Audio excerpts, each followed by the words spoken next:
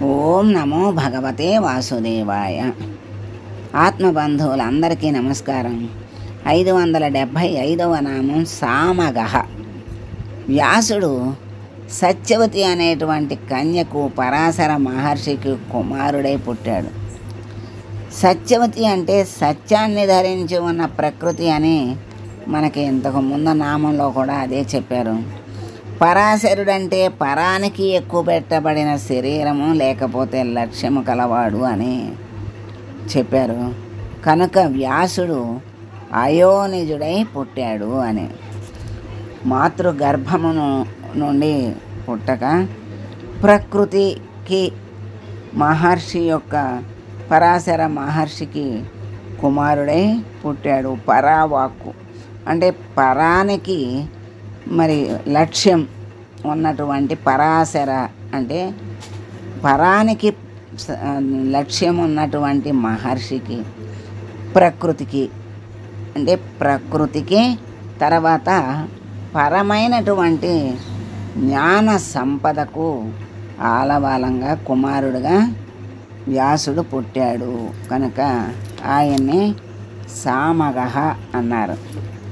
అటువంటి సామగహ అయినటువంటి స్వామి, సామగానం చేసే స్వామి సామగుడని శంకరులు వ్యాఖ్యానించారు. సామగానం చేసే స్వామి అని ఇక్కడ చెప్తున్నారు. స్వామి స్వయంగా సామవేదాన్ని గానం చేస్తూ అమృతమయమైనటువంటి ఆనందాన్ని అనుభవిస్తూ ఉంటాడు. కనుక ఆయన్ని సామగహ అన్నారని పరాశర భట్టరు కూడా ఈ అర్థాన్ని వ్యక్తీకరించారు. సత్యసంధులు సామవేదం చేత పొందదగిన వాడు కనుక సామగహ అన్నారని అన్నారు. సామవేదం చేత ప్రతిపాదింపబడేవాడు సా ప్లస్ మా ప్లస్ గహ. సరస్వతి వాయువుల యందు అధిష్టాన రూపంతో వర్తించే స్వామి కనుక ఆ స్వామిని సామగహ అన్నారని చెప్పారు. మరి సామ అనే అగ్ని రూపంలో ఆహుతులను అందుకునే స్వామి సామగుడని వ్యాఖ్యానించారు. అంటే సామ అనే అగ్ని రూపంలో అంటే అగ్ని రూపంలో ఉన్నది ఆయనే, ఆహుతుల్ని అందుకునేది ఆయనే, గానాన్ని చేసేది ఆయనే, ఆనందించేది ఆయనే. మరి అట్లా ఆ విధంగా స్వామి సామవేద గానాన్ని చేసి ఆనందిస్తున్నాడు అని చెప్తున్నారు.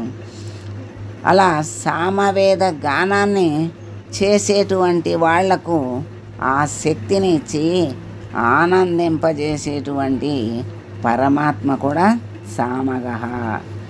ఎంతోమంది ఆయన భక్తులు మరి సామగానంతో ఆయన్ని స్తోత్రం చేసి ఆయన్ని ఆనందింపచేస్తారు, ఆయన అనుగ్రహాన్ని పొందగలుగుతారు.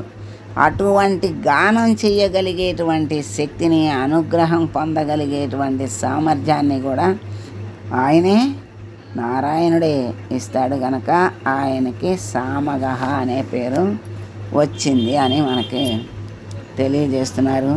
అగ్ని రూపం ఏ ఆహుతులు అందుకున్నా అగ్ని రూపంలో దేవతలందరికీ ఆహుతులు ఇస్తారు. ఆ అగ్ని రూపంలో ఉండి ఆహుతుల్ని తీసుకునేటువంటి స్వామి ఆయనే. అగ్ని దేవుడే ఎవరి ఆహుతులు వాళ్ళకి అందిస్తూ ఉంటాడు. ఆ అగ్ని రూపంలో ఉన్నటువంటి స్వామి నారాయణుడే సామగహ అన్నారు.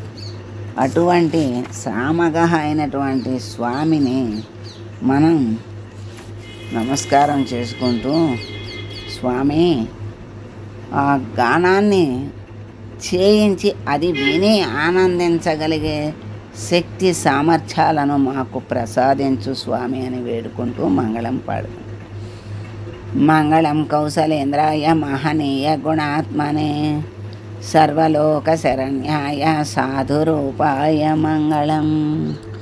ఓ